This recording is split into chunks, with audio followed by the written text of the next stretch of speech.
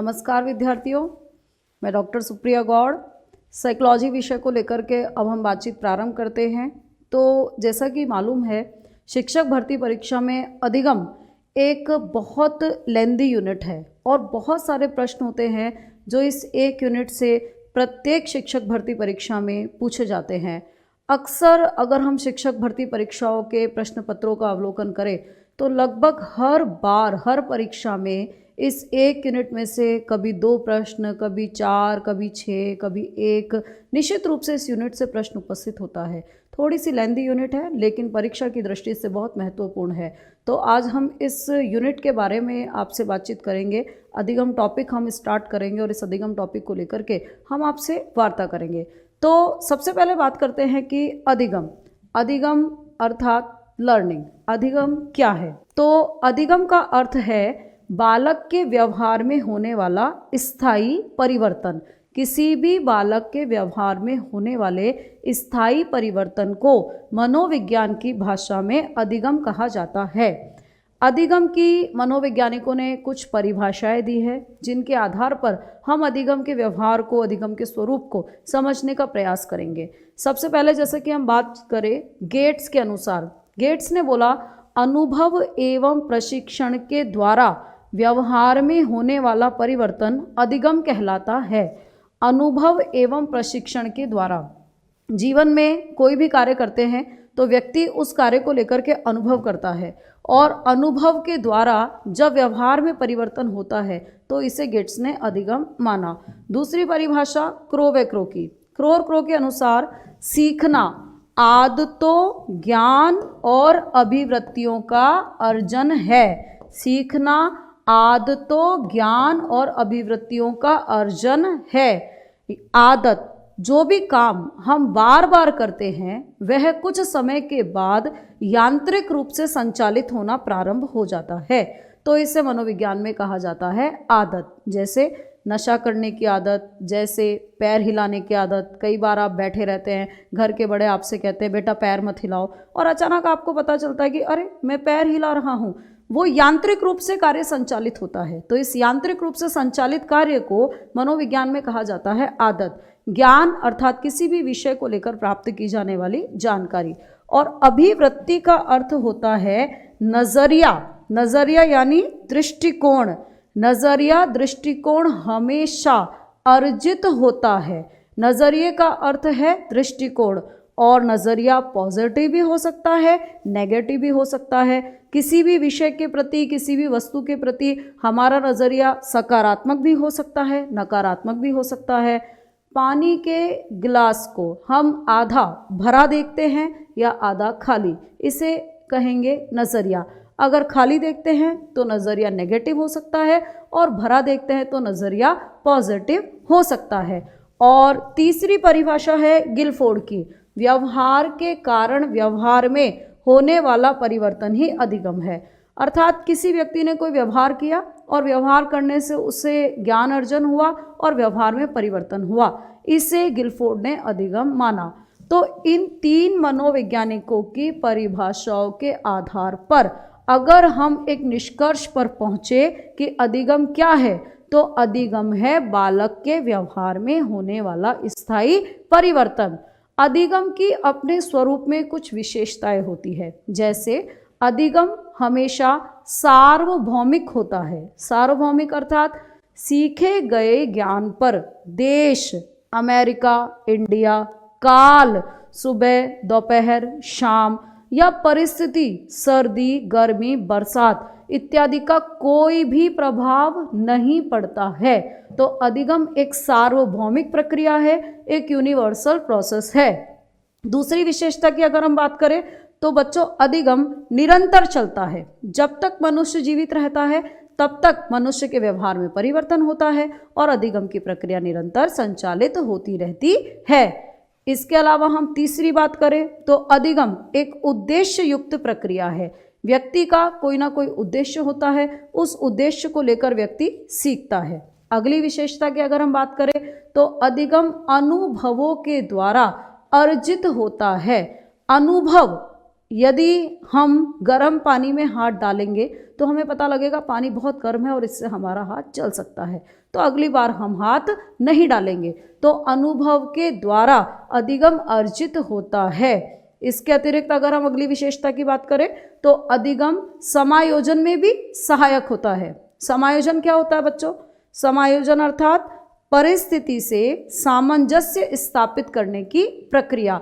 तो अगर व्यक्ति ने कुछ सीख लिया है तो सरलता पूर्वक वह समायोजन को भी स्थापित कर सकता है।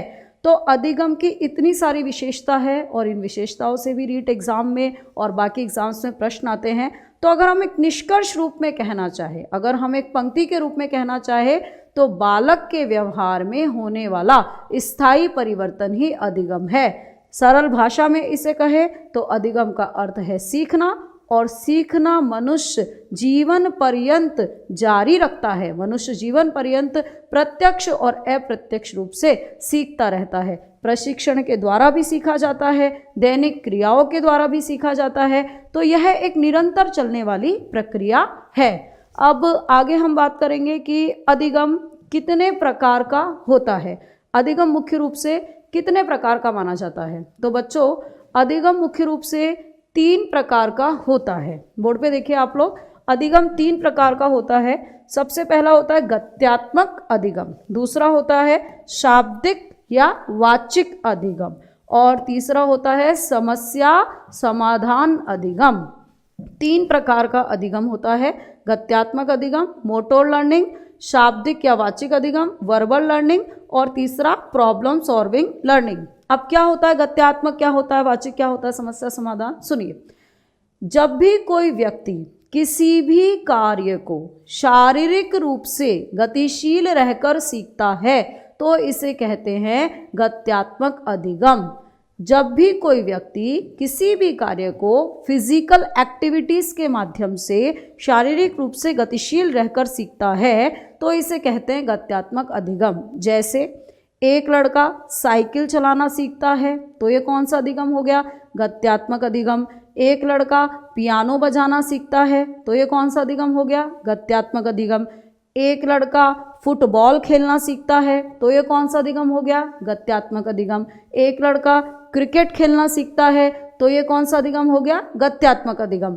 अर्थात वो सारे कार्य जो कि फिजिकल एक्टिविटीज के द्वारा, शारीरिक गतिविधियों के द्वारा संचालित होता है और सीखा जाता है, वो कौन सा अधिगम कहलाता है? गत्यात्मक अधिगम। दूसरा होता है बच्चों शाब्दिक या वाचिक अधिगम। शाब्दिक वर्बल, मनुष्यों में सर्वाधिक शाब्दिक अधिगम होता है। शब्दों के द्वारा सीखना, शब्दों के द्वारा सीखना कहलाता है शाब्दिक अधिगम। जैसे मान लीजिए कोई पाठ्य पुस्तक पढ़ करके हम सीख रहे हैं तो ये कौन सा अधिगम हो गया? शाब्दिक अधिगम। हमारे माता पिता के बात को सुन करके हम सीख रहे हैं तो ये कौन सा अधिगम हो गया? शाब्दिक अधिगम। और तीसरा होता है समस्या समाधान अधिगम, अर्थात किसी भी समस्या को हल करते हुए सीखना। ये कौन सा अधिगम कहलाता है? समस्या समाधान अधिगम। जैसे गणित विषय में सवाल हल करते समय समस्या को हल करते हुए सीखा जाता है। जैसे सुल्तान नामक चिंपांजी पर एक्सपेरिमेंट हुआ और उसने समस्या को हल करके सीखा तो वो भी कौन सा अधिगम था? समस्या समाधान अधिगम। तो कुल मिलाकर अधिगम मुख्य रूप से कितने प्रकार का माना जाता है? 3 प्रकार का। सबसे पहला कौन सा हो गया? गत्यात्मक अधिगम, जो कि शारीरिक क्रियाओं के द्वारा सीखा जाता है। दूसरा कौन सा हो गया? वाचिक अधिगम, जो कि बातचीत के द्वारा सीखा जाता है। तीसरा कौन सा हो गया? समस्या समाधान अधिगम, जो कि किसी भी समस्या को हल करते हुए सीखा जाता है। अब यहाँ ध्यान देने की बात है कि एक साथ 2 या 3 तरीके के भी अधिगम किए जा सकते हैं। और परीक्षा में सवाल आया कि बताइए खेलकूद स्पोर्ट्स किस प्रकार का अधिगम है? तो किस प्रकार का अधिगम माना जाएगा? बिल्कुल सही, गत्यात्मक अधिगम। और इसी प्रकार से एक साथ 2 या 3 तरह के अधिगम भी व्यक्ति आसानी से करते हुए सीख सकता है। अब हम नेक्स्ट बिंदु पर बात करेंगे बच्चों, अधिगम के अनुक्षेत्र कितने माने जाते हैं। सबसे पहली बात, अनुक्षेत्र होते क्या है? देखिए, हमारे द्वारा सीखा गया ज्ञान 3 पक्षों में स्थानांतरित होता है। या तो हमारे हेड में स्थानांतरित होता है, या फिर हमारे हार्ट में स्थानांतरित होता है या फिर हमारे हैंड में स्थानांतरित होता है। तो हमारे द्वारा सीखा गया ज्ञान 3 पक्षों में स्थानांतरित होता है, जिसे क्या बोला जाता है? अनुक्षेत्र, डोमेन्स ऑफ लर्निंग। तो अब हम अनुक्षेत्र की बात करेंगे बच्चों। अधिगम के कुल 3 अनुक्षेत्र माने जाते हैं। रीट एग्जाम में भी ये सवाल आया, हालांकि इस प्रश्न पर बोनस दिया गया था क्योंकि क्रियात्मक अनुक्षेत्र को मनोगत्यात्मक अनुक्षेत्र भी कहा जाता है। इस क्रियात्मक का ही नाम है मनोगत्यात्मक, और चूंकि ऑप्शन में मनोगत्यात्मक भी था, क्रियात्मक भी था, तो फिर ये बोनस चला गया रीट एग्जाम में, लेकिन सवाल पूछा गया। अब प्रश्न ये है कि क्या होता है ज्ञानात्मक, क्या होता है भावात्मक, क्या होता है क्रियात्मक। सबसे पहले ध्यान देने की बात, ये जो ज्ञानात्मक अनुक्षेत्र है, कॉग्निटिव डोमेन है, इसे संज्ञानात्मक भी कहते हैं। अगर मान लीजिए संज्ञानात्मक आ जाए तो आपको बिल्कुल कंफ्यूज होने की आवश्यकता नहीं है। संज्ञानात्मक बोलिए, ज्ञानात्मक बोलिए, एक ही बात है। ज्ञानात्मक अनुक्षेत्र, संज्ञानात्मक अनुक्षेत्र, बिल्कुल भी कंफ्यूज होने की आवश्यकता नहीं है। अब क्या होता है ज्ञानात्मक, क्या होता है संज्ञानात्मक? सुनिए, जिसका संबंध मनुष्य की बुद्धि से, जिसका संबंध व्यक्ति की बुद्धि से, मस्तिष्क से होता है, वो अनुक्षेत्र कहलाता है ज्ञानात्मक अनुक्षेत्र, कॉग्निटिव डोमेन। जिसका संबंध हमारी बुद्धि से या हमारे मस्तिष्क से होता है, इसे कहते हैं संज्ञानात्मक या ज्ञानात्मक अनुक्षेत्र। जैसे मान लीजिए तर्क वितर्क करना, इसमें किसका प्रयोग किया जा रहा है? बुद्धि का। जैसे सोचना समझना, जैसे चिंतन मनन करना, जैसे वर्गीकरण करना, जैसे परिभाषीकरण करना, जैसे गणित के कठिन सवालों को समझना। तो ऐसा कोई भी कार्य जिसमें हमारे मस्तिष्क का, हमारी मानसिक शक्तियों का, हमारी बुद्धि का अधिकाधिक प्रयोग होता है, वो कौन सा अनुक्षेत्र कहलाता है? ज्ञानात्मक अनुक्षेत्र। इसके बाद में दूसरा है अधिगम का भावात्मक अनुक्षेत्र। भावात्मक अनुक्षेत्र जिसका संबंध व्यक्ति के हृदय पक्ष से होता है, इमोशंस से होता है। कई बार कहते हैं ना बोलचाल में भी कि इमोशनल ज़्यादा है, वो बहुत जल्दी रोने लग जाता है, वो बहुत इमोशनल है, इस तरीके की वार्तालाप करते हैं। तो जिसका संबंध इमोशन से होता है, जिसका संबंध व्यक्ति की भावनाओं से होता है, वो कौन सा अनुक्षेत्र कहलाता है बच्चों? भावात्मक अनुक्षेत्र। इसका संबंध व्यक्ति की भावनाओं से होता है। जैसे हंसना, हंसते समय व्यक्ति की भावनाएं सक्रिय रहती है। रोना, रोते समय भावनाएं सक्रिय हो जाती है। तो हंसना रोना भाव पक्ष से संबंधित कार्य, ये कौन सा अनुक्षेत्र कहलाता है? भावात्मक अनुक्षेत्र। तीसरा है क्रियात्मक अनुक्षेत्र। क्रियात्मक का मैंने आपको एक नाम और बताया, मनोगत्यात्मक। क्रियात्मक बोलिए, मनोगत्यात्मक बोलिए, कंफ्यूज होने की कोई भी ज़रूरत नहीं है। क्रियात्मक अनुक्षेत्र जिसका संबंध व्यक्ति की शारीरिक क्रिया से होता है, वो कौन सा अनुक्षेत्र कहलाता है? क्रियात्मक अनुक्षेत्र। जैसे दौड़ना, दौड़ना किस अनुक्षेत्र का कार्य हो गया? क्रियात्मक अनुक्षेत्र। जैसे लिखना, लिखने में चूंकि हमारे हाथ, हमारी ज्ञानेंद्रियां सक्रिय है, तो ये भी कौन सा अनुक्षेत्र हो गया? क्रियात्मक अनुक्षेत्र। तो इस प्रकार से अधिगम के कुल 3 अनुक्षेत्र माने जाते हैं।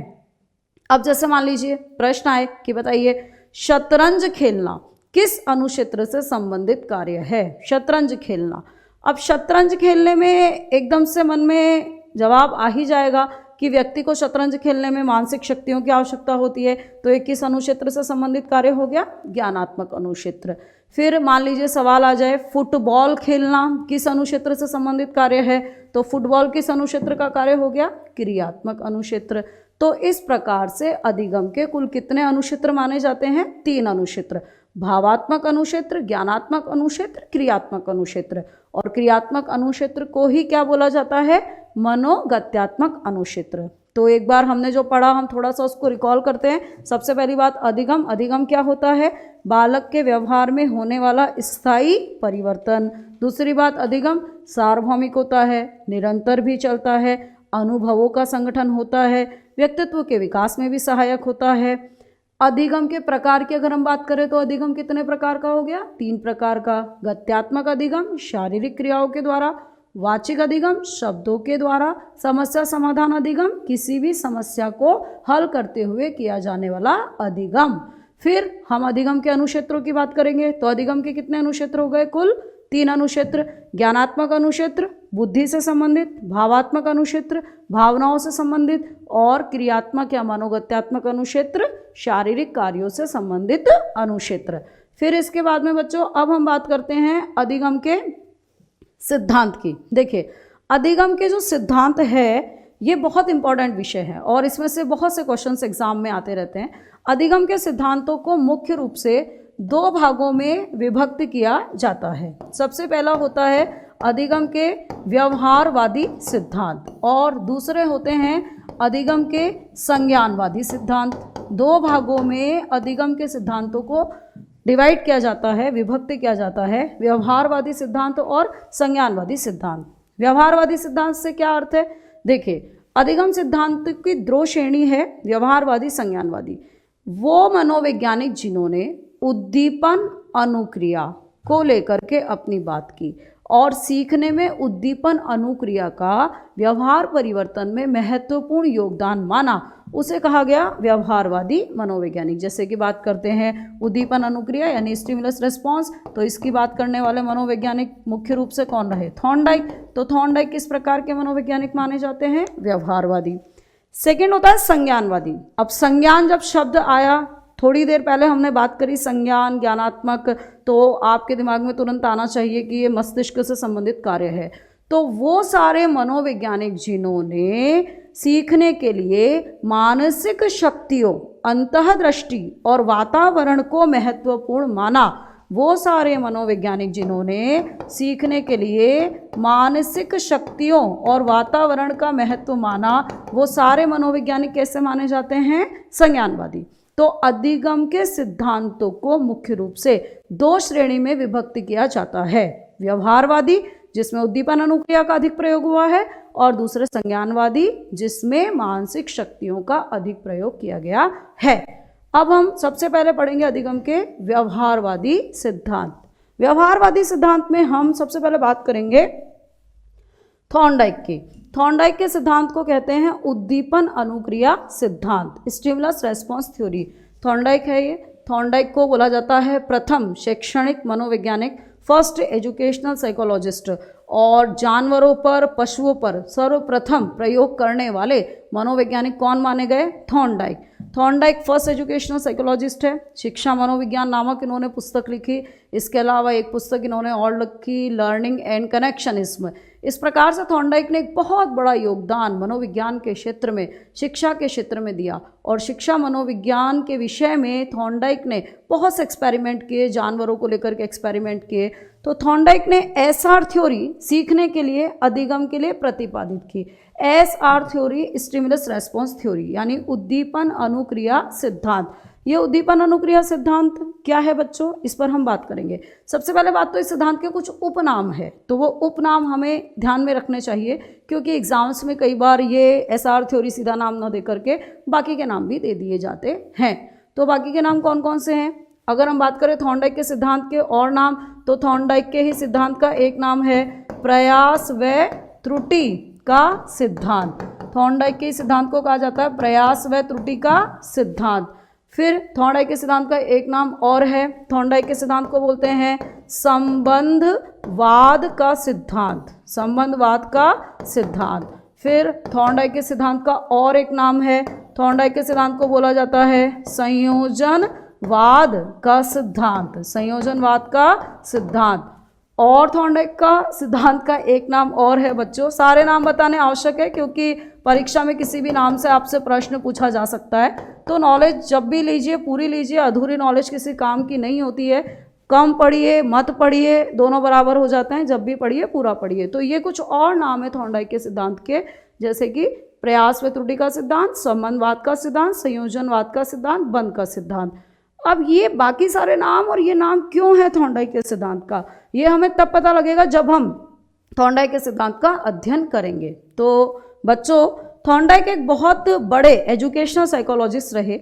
जानवरों पर इन्होंने बहुत से प्रयोग किए और बहुत से सिद्धांत, बहुत सी बातें, कक्षा कक्ष में अनुकरणीय बातें इन्होंने प्रतिपादित की।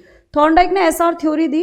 इस एसआर थ्योरी के तहत थॉर्नडाइक ने, उद्दीपन अनुक्रिया सिद्धांत के तहत थॉर्नडाइक ने एक भूखी बिल्ली पर प्रयोग किया। क्या प्रयोग था, मैं आपको दिखाना चाहूँगी, समझाना चाहूँगी। देखिए, थॉर्नडाइक ने एक भूखी बिल्ली पर प्रयोग किया। एक उलझन पेटिका ली, पजल बॉक्स लिया और उस पजल बॉक्स में बिल्ली को लिया। अब थॉर्नडाइक ने इस बिल्ली को कई दिनों तक भूखे रखा। कई दिनों तक भूखे रखने के बाद में, जब कुछ दिनों के बाद में थॉर्नडाइक ने बिल्ली को भूखे रखा और कई दिनों के बाद में इस बिल्ली के पिंजरे के सामने भोजन रखा। भोजन अर्थात उद्दीपन, ये भोजन जो है उद्दीपन है। भोजन अर्थात उद्दीपन रखा। उद्दीपन को इंग्लिश में बोलते हैं स्टिमुलस यानी एस।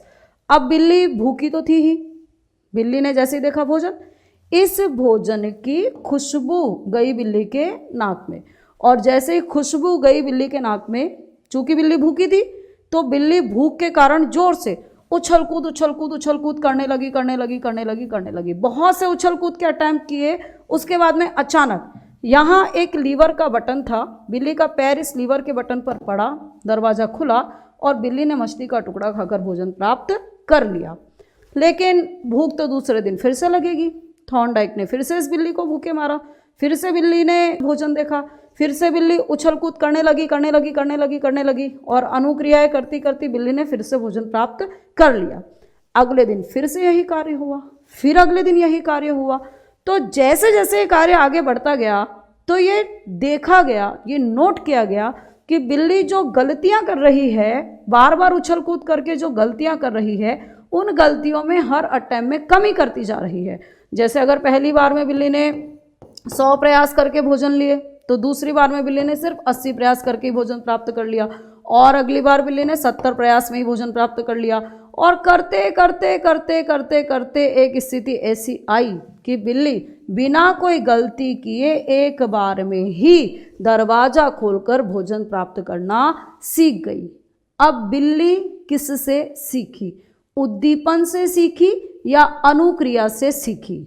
स्पष्ट सी बात है, बिल्ली के सामने सबसे पहले आया उद्दीपन, और उद्दीपन को देखकर बिल्ली ने की उछल कूद रूपी अनुक्रिया, और उद्दीपन अनुक्रिया के द्वारा प्रयास करते करते बिल्ली एक बार में ही लीवर का बटन दबाकर दरवाजा खोलकर भोजन प्राप्त करना सीख गई।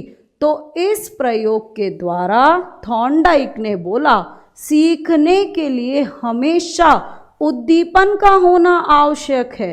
जब उद्दीपन होगा तभी व्यक्ति अनुक्रिया करते हुए किसी भी विषय को सीखेगा। जब व्यक्ति के सामने उद्दीपन होगा तभी व्यक्ति अनुक्रिया करते हुए किसी भी विषय को सीखेगा। जब वैकेंसी होगी तभी छात्र तैयारी करने के लिए प्रेरित होगा। जब गर्मी लगेगी तभी व्यक्ति पंखा चलाएगा। हर छोटे मोटे काम। तो थॉर्नडाइक ने कहा, सीखने के लिए उद्दीपन का होना आवश्यक है। जब उद्दीपन होगा तभी व्यक्ति अनुक्रिया करते हुए सीखेगा। इसलिए इस सिद्धांत को बच्चों उद्दीपन अनुक्रिया सिद्धांत के नाम से जाना जाता है। अब इसके बाकी नाम क्यों हैं, इन पे भी हम लोग बात करते हैं। देखिए बच्चों, थॉर्नडाइक ने कहा कि चूंकि इस सिद्धांत में बिल्ली पहले 100 प्रयास करती है, फिर बिल्ली अपने प्रयास में कमी करती जाती है। 100 किए या जितने भी किए, रैंडमली प्रयास किए, उछल कूद करती गई और कमी करती गई। तो बार बार प्रयास, बार बार त्रुटि, बार बार प्रयास, बार बार त्रुटि। तो इस सिद्धांत का नाम प्रयास और त्रुटि का सिद्धांत।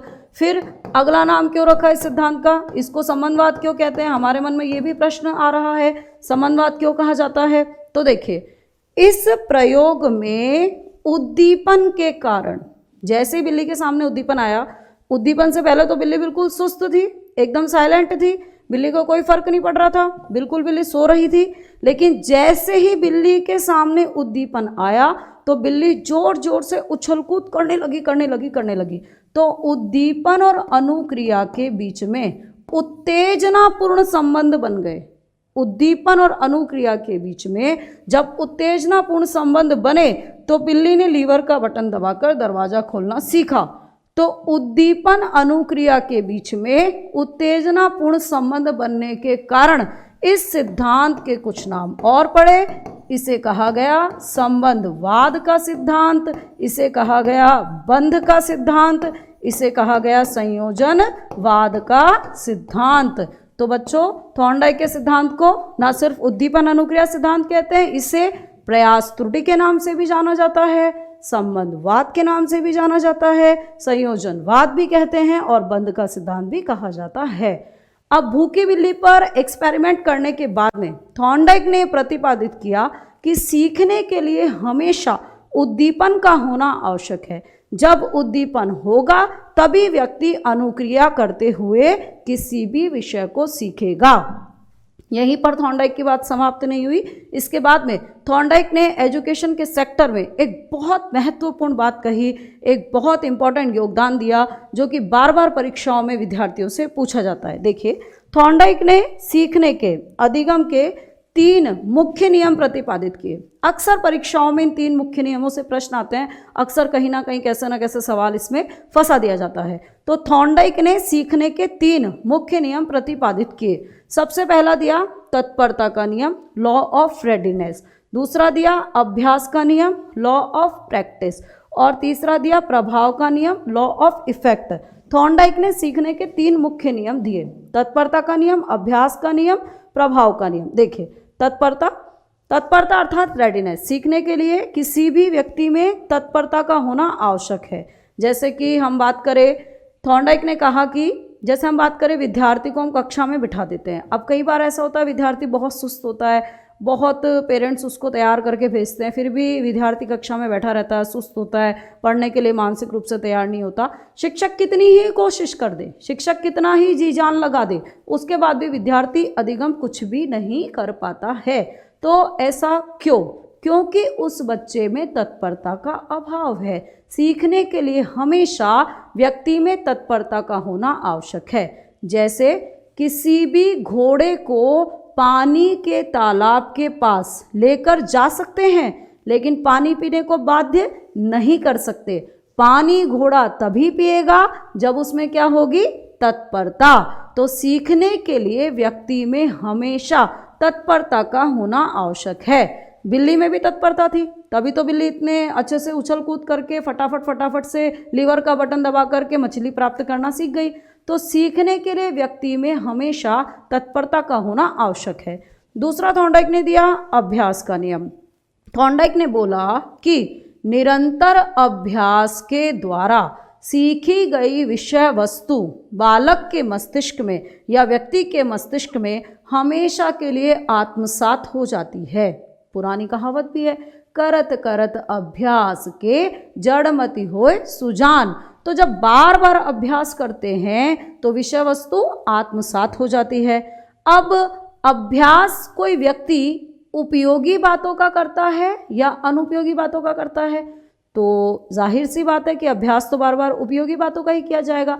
तो थॉर्नडाइक ने इस नियम के 2 उपनियम भी प्रतिपादित किए। थॉर्नडाइक ने इस नियम के 2 उपनियम प्रतिपादित किए।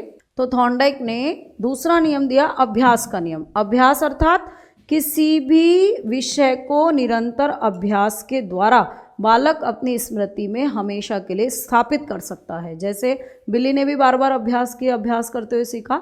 तो थॉर्नडाइक ने अभ्यास का नियम दिया और पुरानी कहावत भी है, करत करत अभ्यास के जड़मति होए सुजान। अर्थात जैसे जैसे व्यक्ति अभ्यास करता है वैसे वैसे सीखी गई विषय वस्तु बालक के मस्तिष्क में स्थायी रूप से अंकित हो जाती है। अब अभ्यास कोई व्यक्ति उपयोगी बातों का करेगा या अनुपयोगी का? जाहिर सी बात है, क्योंकि उपयोगी बातें ही काम की होती है तो व्यक्ति उपयोगी बातों का अभ्यास करेगा। तो थॉर्नडाइक ने इस नियम के 2 उपनियम प्रतिपादित किए। सबसे पहले थॉर्नडाइक ने दिया उपयोग का नियम और दूसरा थॉर्नडाइक ने दिया अनुपयोग का नियम। अर्थात उपयोगी बातों की कोई भी व्यक्ति करता है स्मृति और अनुपयोगी बातों की कोई भी व्यक्ति करता है विस्मृति। उपयोगी बातों को याद रखता है और अनुपयोगी बातों को भूल जाता है। तो थॉर्नडाइक ने अभ्यास का नियम प्रतिपादित किया। लॉ ऑफ प्रैक्टिस, इस अभ्यास को श्रम भी कह सकते हैं बच्चों। श्रम भी आ जाए तो कंफ्यूज होने की जरूरत नहीं है, श्रम कहिए अभ्यास कहिए बात एक ही होती है। तीसरा है प्रभाव का नियम, अर्थात सीखने की प्रक्रिया में सफलता असफलता दोनों का ही निरंतर प्रभाव पड़ता है। अगर बच्चा रीट एग्जाम में फर्स्ट रैंक आ गया, सफल हो गया, तो दुगनी गति से आगे फर्स्ट ग्रेड सेकंड ग्रेड की तैयारी करेगा। और अगर कोई असफल हुआ तो वो ये ज़रूर सोचेगा कि मैंने कितनी मेहनत की थी, उसके बाद भी मेरा सिलेक्शन नहीं हुआ। तो सफलता असफलता दोनों का ही निरंतर प्रभाव पड़ता है। बिल्ली को क्या मिली थी? सफलता। अब इस प्रभाव के नियम के भी थॉर्नडाइक ने दो उपनियम दिए। सफलता से व्यक्ति को प्राप्त होता है संतोष और असफलता से व्यक्ति को प्राप्त होता है असंतोष। तो थॉर्नडाइक ने प्रभाव के दो उपनियम दिए, संतोष का नियम और असंतोष का नियम। ये तीनों मुख्य नियम थॉर्नडाइक ने सन 1913 में सीखने के लिए प्रतिपादित किए। तो थॉर्नडाइक ने अधिगम के तीन मुख्य नियम दिए, तत्परता का नियम, अभ्यास का नियम, प्रभाव का नियम। फिर इन मुख्य नियमों के बाद में थॉर्नडाइक ने शिक्षा के क्षेत्र में कहा कि ये जितने भी प्रयोग है, ये थॉर्नडाइक के चूंकि सिद्धांत बिल्ली पर जो प्रयोग किया, प्रयास त्रुटि करते हुए बिल्ली ने सीखा, तो ये छोटे बच्चों के लिए विशेष रूप से उपयोगी है। क्योंकि जो छोटे बच्चे होते हैं वो प्रयास त्रुटि करते हुए सीखते हैं, बार बार प्रैक्टिस करते हुए सीखते हैं। तो छोटे बच्चों अर्थात प्राथमिक स्तर के बच्चों के लिए इसे उपयोगी माना जाता है। सीखने के लिए ये नियम मानसिक तैयारी पर बल देते हैं, सीखने के लिए ये नियम अभ्यास करने पर बल देते हैं, पूर्व की गलतियों को कम करते हुए सीखने का समर्थन करते हैं। तो थॉर्नडाइक ने इस प्रकार से इन तीन मुख्य नियमों के द्वारा अपनी बात को प्रतिपादित किया। और इस सारी बातों को थॉर्नडाइक ने अपनी किताब में लिखा, जिस किताब का नाम था लर्निंग एंड कनेक्शनिज्म। किताब का नाम था लर्निंग एंड कनेक्शनिज्म। तो थॉर्नडाइक ने सारी बातें बताई। इसके अलावा थॉर्नडाइक ने सीखने के लिए 5 गौण नियम भी प्रतिपादित किए, जिनकी चर्चा हम आगे आने वाले लेसन्स में करेंगे। अब बच्चों ये सारी बात तो हो गई थॉर्नडाइक की। अब थोड़ा सा क्या है, एक बार प्रश्नोत्तर के द्वारा हम अभ्यास भी कर लेते हैं, ताकि हमने जो सीखा थोड़ा सा अभ्यास के माध्यम से हम उसे स्थायी कर पाए। आप कोशिश कीजिए वीडियो जैसे ही आप देखते हैं कि हम सही जवाब देने में सक्षम हो सके, हम कोशिश करें हमारा उत्तर सही हो। तो सबसे पहला है सवाल बच्चों, सीखने के व्यवहारिक सिद्धांत जिसके द्वारा दिया गया। सीखने का व्यवहारिक सिद्धांत मैंने आपको वीडियो के प्रारंभ में बताया था। अधिगम के सिद्धांतों को 2 भागों में मुख्य रूप से विभक्ति किया जाता है, व्यवहारवादी सिद्धांत और संज्ञानवादी सिद्धांत। और व्यवहारवादी सिद्धांत में मेजर नाम जिस साइकोलॉजिस्ट का लिया जाता है वो कौन है बच्चों? थॉर्नडाइक। तो इसका सही जवाब क्या हो जाएगा? थॉर्नडाइक। यहाँ मैं वापस से आपको रिकॉल करवाना चाहूँगी कि जिन साइकोलॉजिस्ट ने SR स्टिमुलस रेस्पॉन्स उद्दीपन अनुक्रिया का विशेष रूप से प्रयोग किया, उसे व्यवहारवादी मनोवैज्ञानिक की श्रेणी में रखा जाता है। तो इसलिए इस सवाल का सही जवाब है थॉर्नडाइक। नेक्स्ट क्वेश्चन पे हम आते हैं। नेक्स्ट क्वेश्चन है बच्चों, चिंतन अधिगम के किस अनुक्षेत्र से संबंधित कार्य है? चिंतन अधिगम के किस अनुक्षेत्र से संबंधित कार्य है? ज्ञानात्मक अनुक्षेत्र, भावात्मक अनुक्षेत्र, क्रियात्मक अनुक्षेत्र या उपर्युक्त सभी? तो चिंतन हमने बात की, सोचना, समझना, तर्क वितर्क करना। तो चिंतन भी क्या है? थिंकिंग यानी सोचना। तो सोचना किस अनुक्षेत्र से होता है बच्चों? ज्ञानात्मक अनुक्षेत्र से। तो इसका सही जवाब क्या हो जाएगा? ज्ञानात्मक। और ज्ञानात्मक को ही क्या बोला जाता है? संज्ञानात्मक। नेक्स्ट की हम बात करें तो नेक्स्ट है सवाल कि एक शिक्षक अपनी कक्षा में थॉर्नडाइक के सिद्धांत को लागू कर रहा है, निम्न में से शिक्षक को क्या लागू नहीं करना चाहिए? यहाँ ध्यान देने की बात यह है बच्चों कि आजकल जो शिक्षक भर्ती परीक्षाएं हैं वो इन्हीं क्वेश्चंस के पैटर्न पे पूछी जाती है। क्वेश्चंस थोड़े लेंदी होते हैं, अप्लाइड होते हैं, क्लासरूम में टीचर किस प्रकार से अप्लाई कर सके इसे लेकर के सवाल पूछे जाते हैं। तो थोड़ा सा पढ़ते समय भी हम इसी प्रकार के प्रश्नों पर अधिक अभ्यास करेंगे, क्योंकि 1 लाइन के क्वेश्चंस आजकल परीक्षाओं में आना बहुत कम हो चुके हैं। वो एक बीते दौर की बात है, बीते ज़माने की बात है कि ठीक है बहुत ईजी क्वेश्चंस थे और आ गया सॉल्व कर लिया। नहीं, आजकल बहुत अच्छे लेंदी क्वेश्चन होते हैं, अप्लाइड क्वेश्चन होते हैं। जब तक सीखकर आप अप्लाई करना नहीं सीखेंगे पढ़ने के बाद भी, तो फिर आप उन क्वेश्चंस को टिक नहीं कर पाएंगे। तो इसलिए थोड़ा सा ऐसे ही क्वेश्चंस पर हमें ज़्यादा अभ्यास करना है जो रेलिवेंट हो, प्रासंगिक हो, आज की प्रतियोगिता परीक्षा में पूछे जाते हो। तो सवाल है कि शिक्षक अपनी कक्षा में थॉर्नडाइक के सिद्धांत को लागू कर रहा है, तो निम्न में से शिक्षक को क्या लागू नहीं करना चाहिए? नहीं, क्या लागू नहीं करना चाहिए? नंबर 1, बच्चे को तैयार किया जाना चाहिए और उन्हें कार्य सीखने हेतु सही रूप से प्रेरित किया जाना चाहिए। तो ये तो ऑफ कोर्स तत्परता वाली बात हो गई, ये तो सही जवाब है। बच्चों को नई चीज़ें सीखने हेतु खोज विधि के लिए उन्मुख किया जाना चाहिए। उचित अभ्यास तथा ड्रिल कार्य, अभ्यास का नियम तो दिया ही है थॉर्नडाइक ने।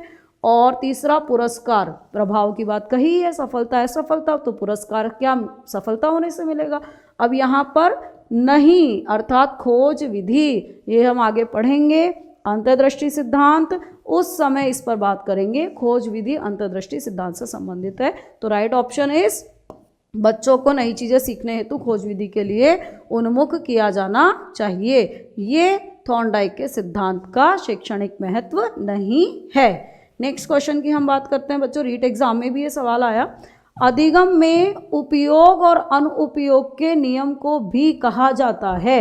यानी उपयोग अनुपयोग का नियम, अभी हमने बात की 1913 में थॉर्नडाइक ने 3 मुख्य नियम दिए, जिसमें से दूसरा नियम था थॉर्नडाइक का अभ्यास का नियम या श्रम का नियम। वेरी गुड बच्चों, तो इसका राइट आंसर आप पकड़ सकते हैं आसानी से, उपयोग और अनुपयोग।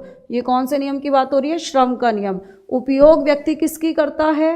उपयोग स्मृति उपयोगी बातों की, और अनुपयोगी बातों की विस्मृति। तो राइट आंसर क्या हो जाएगा इसमें बच्चों?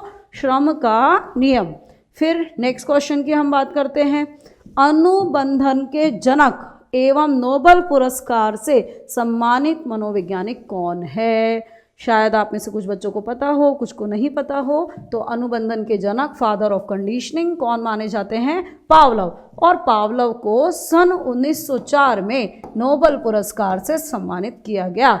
आगे आने वाले वीडियो में नेक्स्ट हम पावलोव को लेकर के स्टडीज करेंगे, पावलोव को लेकर के बातचीत करेंगे। तब तक आप थॉर्नडाइक के बारे में जो सीखा है उसे रिकॉल कीजिए। साथ ही साथ में मेरी पुस्तक चलती है बच्चों श्रेष्ठा नाम से, श्रेष्ठा शिक्षा मनोविज्ञान। ग्रेड 1 के लिए भी है, 2nd के लिए भी, 3rd के लिए भी है। तीनों ही लेवल्स में ये पुस्तक मेरी प्रकाशित है। तो ये तीनों ग्रेड्स के लिए जो पुस्तक है, इसमें से अगर रीट के बच्चे हैं तो 3rd ग्रेड वाली रीट को पढ़िए, और ग्रेड 3rd के लिए आप जैसे जैसे वीडियो पढ़ते जा रहे हैं आपको क्वेश्चन सॉल्व करने हैं। अब देखिए, ये चूंकि ऑनलाइन शिक्षण है, टीचर आपके समक्ष परोक्ष रूप से उपस्थित है, प्रत्यक्ष उपस्थित नहीं है, तो आपको स्वयं स्वाध्याय करना है। आपको इस समय ये मानना है कि हम एकलव्य के समान पढ़ाई कर रहे हैं, और एकलव्य के समान ही आपको स्वाध्याय करना है, स्व अभ्यास करना है। तो श्रेष्ठा पुस्तक आप मेरी ले लीजिए, उसमें चैप्टर वाइज क्वेश्चन है, टॉपिक वाइज बहुत सारे क्वेश्चन है। जैसे जैसे मैं आपको पढ़ाती हूँ आप वीडियो में पढ़ते जाइए और श्रेष्ठा पुस्तक में से उन सारे प्रश्नों को सॉल्व करते जाइए। तब तक के लिए सभी बच्चे स्वस्थ रहिए, अपना ध्यान रखिए और अच्छे से आप लोग तैयारी करते रहिए। आगामी वीडियोस के माध्यम से मैं आपको बाकी टॉपिक्स को लेकर के बातचीत करूंगी आपसे। तब तक के लिए आप बुक से फर्दर मैटर स्टडी कीजिए, क्योंकि कक्षा में पढ़ाया जाने वाला शिक्षण एक मार्गदर्शन देगा, लेकिन अभ्यास और निपुणता आपके स्वयं की मेहनत पर ही निर्भर है। तो इसलिए आप प्रश्नोत्तर का अभ्यास पुस्तक से करते रहिए, बराबर बाकी आगे बातचीत मैं आपसे करती रहूँगी। तब तक के लिए सब बच्चे अपना ध्यान रखिए। धन्यवाद, बहुत बहुत आभार।